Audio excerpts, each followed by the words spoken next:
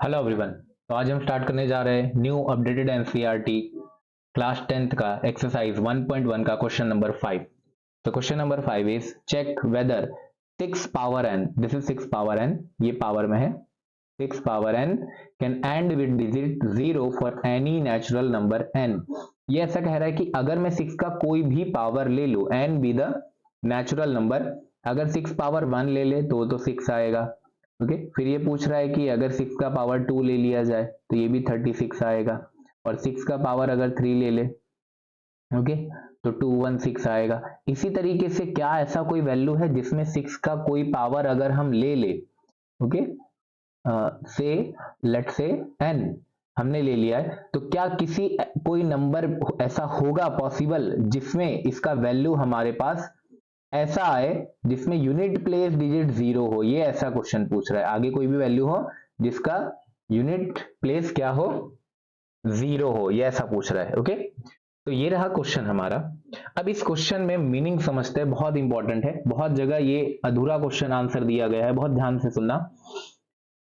जिस किसी नंबर का फैक्टर, ओके, हमें क्या निकालना है, फैक्टर, जिस किसी नंबर का फैक्टर अगर वो 2 मल्टीप्लाई बाई 5 ये इंक्लूड करता हो, तो उसका कोई भी पावर लेंगे तो आगे जाकर के क्या बनेगा, 0 बनेगा।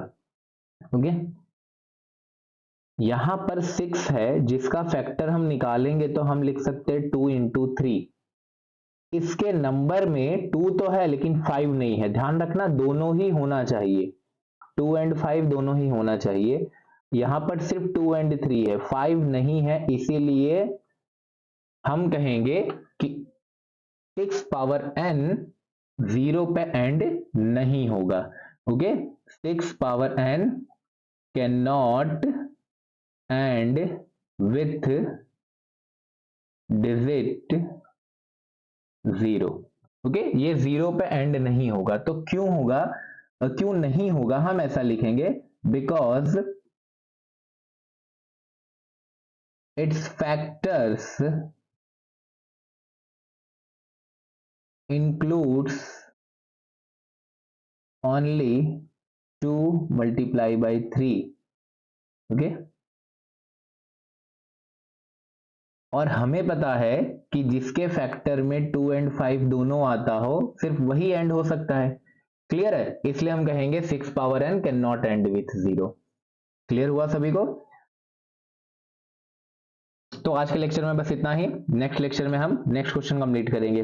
Thank you everyone.